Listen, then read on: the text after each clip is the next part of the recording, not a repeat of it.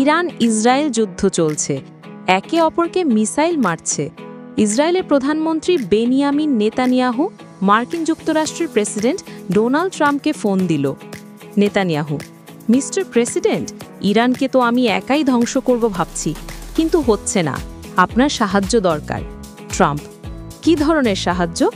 Netanyahu: আমাদের সাথে সরাসরি যুদ্ধে যোগদান করেন, একত্রে ইরানে হামলা চালাই, মধ্যপ্রাচ্যে মার্কিন ঘাঁটি থেকে বিমান হামলা চালান। ট্রাম্প: তাহলে তো ওই ঘাঁটিগুলো ইরানের টার্গেটে আসবে, আর সেটা হলে ওই দেশগুলোতে অস্থিতিশীল অবস্থার সৃষ্টি হবে।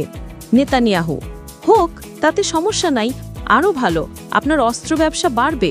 ট্রাম্প: তাদের সাথে আমার তো অলরেডি $3 ট্রিলিয়ন চুক্তি হয়েছে, নতুন করে ঝামেলা বাঁধালে সেই চুক্তিও হুমকিতে পড়বে, কারণ আমি তাদেরকে ওয়াদা দিয়েছি আমাকে টাকা দেওয়ার জন্য আমি তাদের নিজ নিজ দেশে স্থিতিশীলতা, সামরিক ও অর্থনৈতিক নিরাপত্তা ও সুরক্ষা নিশ্চিত করব।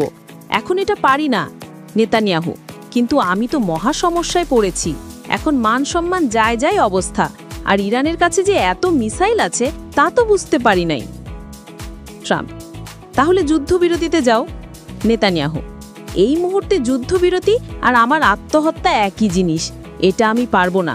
ট্রাম্প: কেন? তাহলে তো আমি হেরে যাব, আর হারলে আমার জনগণ আমারে টেনে হিঁচড়ে গদি থেকে নামাবে, আমার জেলে যেতে হবে। ট্রাম্প: আচ্ছা, তোমাকে বাঁচানোর একটা উপায় আছে। নেতানিয়াহু: জি বলুন মিস্টার প্রেসিডেন্ট। ট্রাম্প: আমি ইরানের পরমাণু স্থাপনায় হামলার হুমকি দেব বড় বড় করে, তারপর ইরানকে বলবো যে তোমার পরমাণু স্থাপনায় হামলা করব না, বা করলেও কোনো ক্ষতি হবে না, তবে ইসরায়েলের সাথে যুদ্ধবিরতি করতে হবে। নেতানিয়াহু: তারপরও যদি না করে? ট্রাম্প: তাহলে আমেরিকা সরাসরি যোগ দেবে।